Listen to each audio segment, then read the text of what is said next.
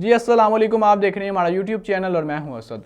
Trump का सदारती हलफ उठाने से कबल बड़े ऐलानात सामने आ रहे हैं और अब ये मामला सिर्फ बयानात या ऐलानात तक ही महदूद नहीं रहा, बल्कि ट्रंप की जानिब से अब दुनिया की उन उभरती हुई सुपर पावर्स को, उन आलमी ताकतों को ये धमकी दी जा रही है कि अगर आपने डॉलर की तब्दीली के हवाले से कोई भी बातचीत की तो आपके मुल्क में जो टैरिफ है वो 100% आयद कर दिया जाएगा। इसके अलावा ट्रंप ने आज एक बड़ा ऐलान किया और उन्होंने उन तमाम दर गैर मुल्की अमरीकी शहरियों को ये खतरे की घंटी बजा दी है कि अगर आपके यहाँ कोई भी बच्चा पैदा होता है तो उसको अमरीकी शहरियत नहीं दी जाएगी। ये क्या तमाम दर मामला है, इस पर आज की वीडियो में बात करेंगे। इसके अलावा गजा जंगबंदी के हवाले से भी कुछ अहम अपडेट है और इस पर जो ट्रंप का बयान सामने आया वो आज की वीडियो में आपके साथ शेयर करूंगा।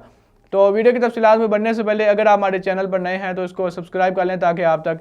चैनल की वीडियोज़ का नोटिफिकेशन आता रहे। 20 जनवरी 2025 को ट्रंप ने अपने सदारती ओहदे का हलफ उठाना है, लेकिन हलफ उठाने के बाद ट्रंप अपने अमरीकी कवानीन में बहुत सी तब्दीलियां लाना चाहते हैं, जिनका जिक्र वो अपनी तकरीर में, अपनी जो स्पीचेस हैं उसमें ये कर चुके हैं। और उनका ये कहना है कि मैं अपने अमेरिका की खुशहाली के लिए, अमेरिका की कामयाबी के लिए हर किस्म के इकदाम उठाने की कोशिश करूँगा जो मेरे लिए मुमकिन हुए।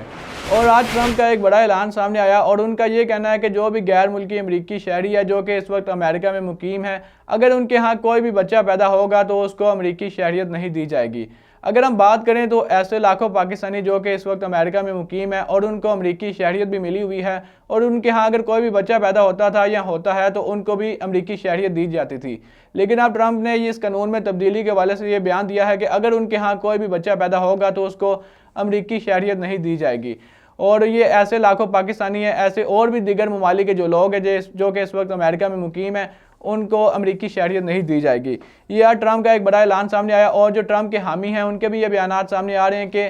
किसी भी शख्स को या किसी भी बच्चे को इतनी आसानी से अमरीकी शहरियत नहीं दी जाएगी और इसके लिए एक सख्त तरीक़ाकार को अपनाना पड़ेगा। और जो ट्रंप की मुखालिफ जमातें हैं उन्होंने इस बात की नफ़ी की और उनका ये कहना है कि अगर इस कानून में तब्दीली की गई तो ये एक अच्छा अमल नहीं होगा, क्योंकि ये अमरीकी आइन की 14वीं तरमीम का एक हिस्सा है। ये ट्रंप की मुखालिफ जमातों के ये बयानात सामने आ रहे हैं। और गजा जंगबंदी के हवाले से भी डोनाल्ड ट्रंप का एक अहम बयान सामने आया और गुज़िश्ता रोज़ उनका ये कहना था कि वो इसराइली वज़ीर-ए-आज़म नेतन्याहू पर यह दबाव डालेंगे कि वो जो गजा में तमाम तर मामलात हो रहे हैं इस जंग को बंद करने पर कोशिश करें। इसके अलावा अगर हम बात करें तो जैसा कि मैंने आपको वीडियो के आगाज़ में बताया कि अब ट्रंप की जानिब से अब उन 9 ममालिक को धमकी दी जा चुकी है जो कि एक बैनुल-अक़वामी तंजीम ब्रिक्स का हिस्सा है। ब्रिक्स जो कि इस वक्त एक बैनुल-अक़वामी तंजीम है जिनमें दुनिया की बड़ी बड़ी सुपर पावर्स, दुनिया की बड़ी बड़ी आलमी ताकतें शामिल हैं। और अब अमेरिका ने उन ममालिक को ये धमकी दी कि अगर आपने डॉलर की तब्दीली के हवाले से कोई भी बातचीत की तो आपके मुल्क में जो टैरिफ है, जो तमाम तर मामलात हैं, इसको 100% कर दिया जाएगा। ब्रिक्स के सालाना इजलास में ये जिक्र किया गया था कि बैनुल-अक़वामी तौर पर जो भी तजारत की जाती है वो डॉलर की जगह किसी और करेंसी को लाया जाए।